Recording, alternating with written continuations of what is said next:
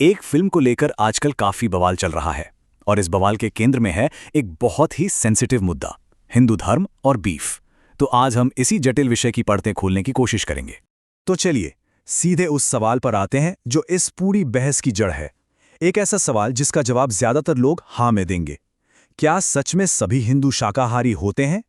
हुआ ये कि हाल ही में एक फिल्म का ट्रेलर आया और उसका एक सीन वायरल हो गया। सीन में क्या था, एक हिंदू लड़की को जबरदस्ती बीफ खिलाया जा रहा था। बस इसी सीन ने एक बार फिर इस पूरी बहस को हवा दे दी। लेकिन असलियत क्या है? क्या ये धारणा सच है?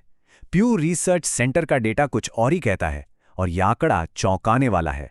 आधे से भी ज्यादा मतलब 56% हिंदू नॉन वेजिटेरियन है और तो और 45% ब्राह्मण भी मांसाहारी हैं।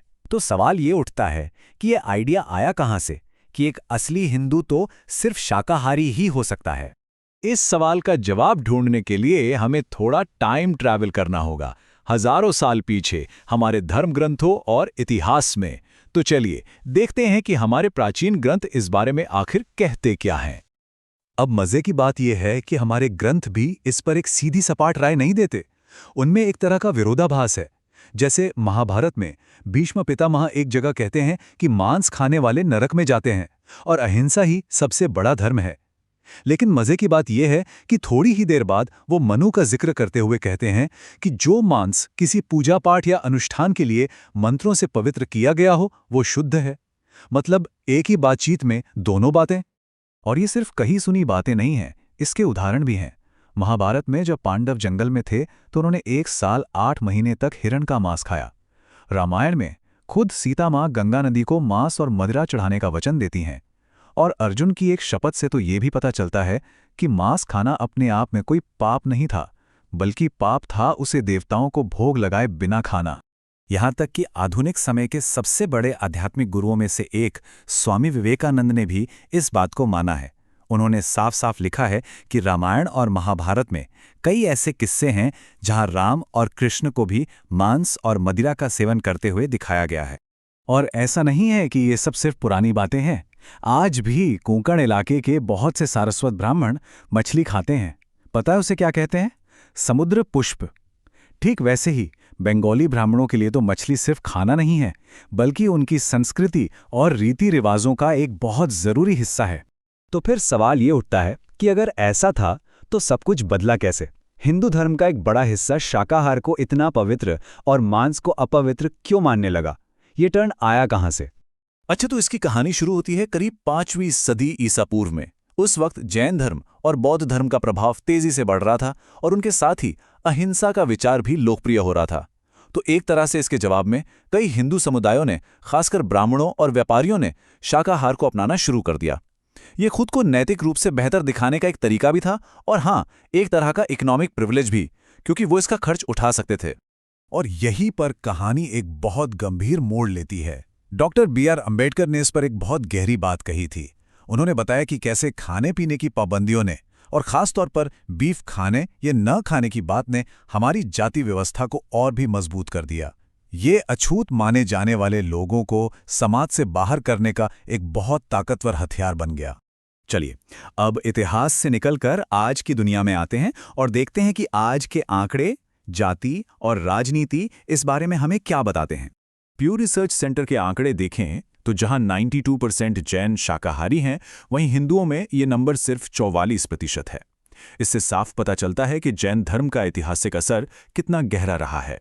और ये आंकड़े ये भी दिखाते हैं कि खाने की आदतें और जाति आपस में कितनी गहराई से जुड़ी हुई हैं।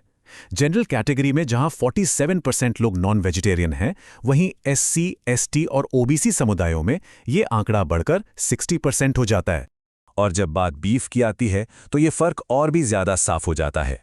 NSSO के सर्वे के मुताबिक बीफ खाने वाले हिंदुओं में से 70% SC, ST समुदायों से आते हैं। सोचिए, ये बिल्कुल वही बंटवारे की लकीर है जिसकी बात डॉक्टर अंबेडकर ने दशकों पहले की थी, जो आज आंकड़ों में भी साबित हो रही है।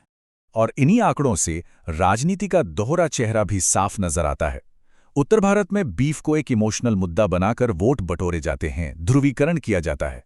लेकिन वही पार्टियां जब केरल या नॉर्थ ईस्ट पहुंचती हैं, जहां बीफ खाना आम बात है, तो वहां वो चुनाव जीतने के लिए अच्छी क्वालिटी का बीफ देने का वादा करती हैं या फिर इस मुद्दे पर चुप्पी साध लेती हैं।